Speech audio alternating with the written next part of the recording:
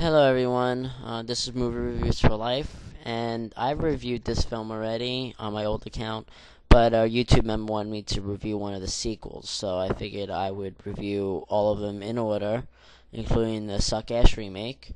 Alright, but the film I'm going to review is the Richard Donner classic, The Omen, which it's an awesome film. I mean, it's not bloody, it's not gory, it's not a slasher film or nothing. What it does is it takes suspense and thrills and also adds a little psychological things to it. And it's an awesome film because this is something that many people do get afraid of because it is dealing with God and the devil and the chance of an antichrist and all that, and it's just very well acted. I enjoyed it very much.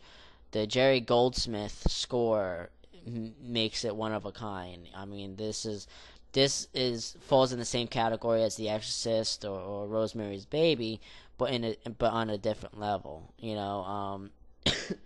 Excuse me. I know I'm probably gonna get wrapped in the mouth, but this is, in my opinion, just better. It's as good as Rosemary's Baby and better than The Exorcist, in my opinion. And it stars Gregory Peck as Robert Thorn, the ambassador of England, I believe. He's the one who eventually adopts Damien, trying to make it seem like it's actually their child who died in childbirth, or so they thought. Remick plays Katherine Thorn, which is obviously the wife. All right. We get Billy Whitelaw, who plays Mrs. Baylock. Which Baylock is kind of, I think, a biblical term or whatever. Harvey Stevens plays Damien Thorn, or at least the Damien Thorn that we see throughout the film.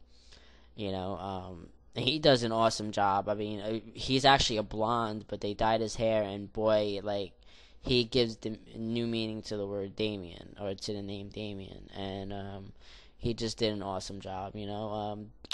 David Warner comes into the film as the photographer Jennings, and this is not. I don't see very much of him in horror films.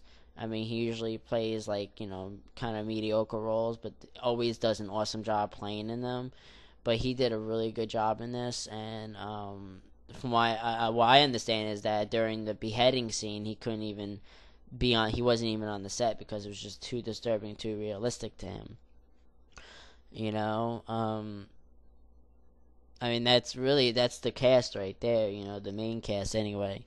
The review I'm doing here is for the 2-disc special edition that came out when the box set came out with the with all 4 films, and then eventually it was reissued with the Omen remake. And what we got here is we got a good selection of special features. I mean, it's 2-disc obviously, but it definitely fills it all up. We get before I go with that, I would give the film about a 5 out of 5. That is the rating, 5 out of 5. I'm sticking to that because it's an awesome film. I just got done rewatching it. We do get a commentary track by director Richard Donner and editor Stuard Baird. And Donner gets really deep. He's a very good commentator. He does the commentating on Superman 2, his version. So he does an awesome job when he does his commentaries. Commentary by Richard Donner and Brian Helgeland, screenwriter of Man on Fire. Once again, an awesome track. Okay, we also get an introduction to Collector's DVD by Richard Donner. All right, we get Curse or Coincidence featurette. We get the Jerry Goldsmith discusses the Omen score, still photography, deleted scenes with commentary. We get 2 documentaries. All right, and I've actually recorded these on tape before this DVD came out. It's 666, The Omen Revealed, and The Omen Legacy. The Omen Legacy is narrated by Jack Palance, who we all know as Carl Grissom in Batman, the movie, the 89 movie. Screenwriter's Notebook, and an appreciation from Wes Craven. Wes Craven discusses how he loves The Omen everything else. And each feature is actually very good. I mean, I enjoyed it. I enjoyed them very much, and they're as rewatchable as the film itself, and this definitely set a tone for the way these kind of films should be presented. This was released in '76.